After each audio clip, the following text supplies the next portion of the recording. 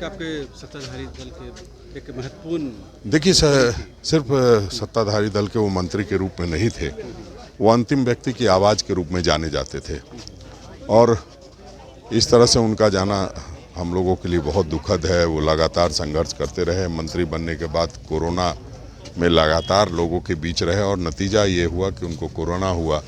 उसके बाद इनका ट्रांसप्लांट होने के बाद भी कभी वो रुके नहीं, लगातार पब्लिक के बीच में रहे, लगातार जनता की सेवा करते रहे। मंत्री रहते हुए भी कई बार कई तरह की बात हुई तो उसमें मुखर होकर बोलते थे, पार्टी और सरकार से भी अलग हट करके।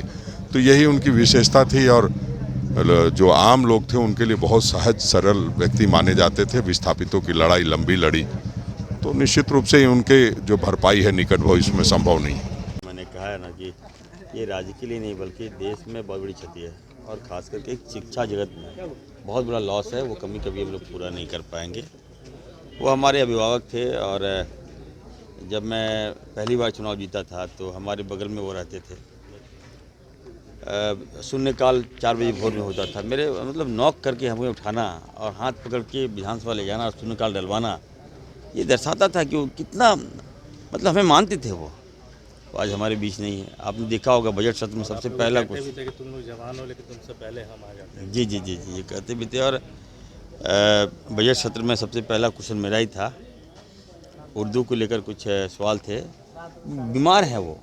स्पीकर महोदय ने ये भी कहा कि आप बैठ जाइए, आप मत उठिए, फिर भी वो खड़े होकर जवाब दे रहे थे। तो इससे बड़ा डिवोटी और क्या हो सकता है। उनकी कमी कभी हम लोग पूरा नहीं कर पाएंगे। और मैं इतना कहूँगा कि रमज़ान पाक महीना है, अल्लाह ताला से हम दुआ करेंगे कि उनकी आत्मा को शांति दे और उन इतनी बड़ी जो दुखद घड़ी में उनके परिवार को इस पीड़ा को सहने की क्षमता दे। कितना मिस करेंगे कार्यकर्ता के रूप में, एक मंत्री के रूप में? कार्यकर्ता के रूप में भी, पार्टी के समर्पित विधायक के रूप में भी, सरकार के जिम्मेदार मंत्री के रूप में भी और एक विधायक के रूप में भी बहुत ज़्यादा हम लोग के लिए अपूरणीय क्षति है और हम लोग हमेशा याद रखेंगे उनको। और ये हम पार्टी के लिए बहुत अपूरणीय क्षति है। दादा, आपकी कोई व्यक्तिगत स्मृति जो अभी आपको याद वही आ रहा मैं होगा? बता रहा हूँ कि जब मैं पहली बार विधायक बन के आया तो मैं जगन्नाथ दा रात में 3:30 बजे 4 बजे उठ करके आते थे और बोलते थे कि आप लोग जवान आदमी अभी तक सोए। और जब भी जाते थे तो शून्यकाल 1 नंबर में उनका प्रश्न रहता था। हम लोग 4-5 नंबर पर पकड़ करके हम लोग को ले जाते थे।